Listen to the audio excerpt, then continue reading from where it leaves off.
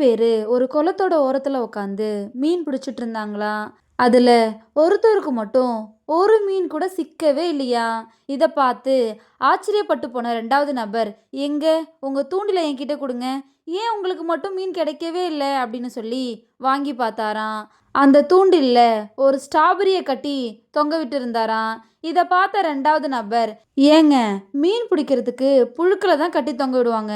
நீங்க ஸ்ட்ராபெரிய கட்டி தொங்க விட்டுருக்கீங்க. ஸ்ட்ராபெர்ரி சாப்பிட்றதுக்கு மீன் எப்படி வரும்?" அப்படின்னு கேட்டாராம்.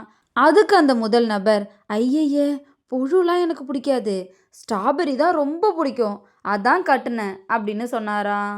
இத கேட்கறதுக்கு முட்டாள்தனமா இருந்தாலும், நம்ம எல்லாருமே இதே தப்ப தான் நம்ம வாழ்க்கையிலயும் பண்ணிட்டுருக்கோம். அந்த நபருக்கு மீன் கிடைக்காத மாதிரி, நமக்கும் நம்ம நெனச்ச சில காரியங்கள் கிடைக்கிறதில்ல.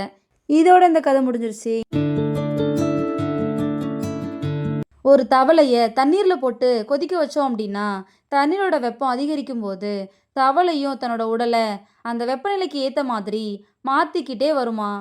தண்ணீர் வேகமா கொதிக்க ஆரம்பிக்கும்போது, வெப்பம் தாங்க முடியாம தவளை பாத்திரத்துல இருந்து வெளிய குதிக்க முயற்சி செய்யுமாம். ஆனா, எவ்வளோ முயற்சி பண்ணாலும் தவளையால வெளிய வர முடியாதாம்.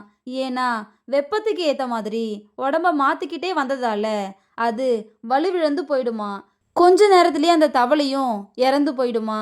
அந்த தவளைய கொன்னது யாருன்னு நினைக்கிறீங்க? நெறைய பேரு கொதிக்கிற தண்ணி தான் கொன்னுச்சு அப்படின்னு சொல்லுவாங்க. ஆனா உண்மை என்னன்னா, எப்ப வெளிய போணும்னு சரியா முடிவெடுக்காத அந்த தவளையோட இயலாமை தான் அத கொன்னுச்சு. நம்மளும் இந்த தவளை மாரி தான். எல்லார்கிட்டயும் சூழ்நிலைக்கு ஏத்த மாதிரி அனுசரிச்சு போயிட்டுருக்கோம். ஆனா நம்ம எப்ப அனுசரிச்சு போணும், எப்ப எதிர்க்கணும்னு தெரிஞ்சு வச்சுக்கணும்.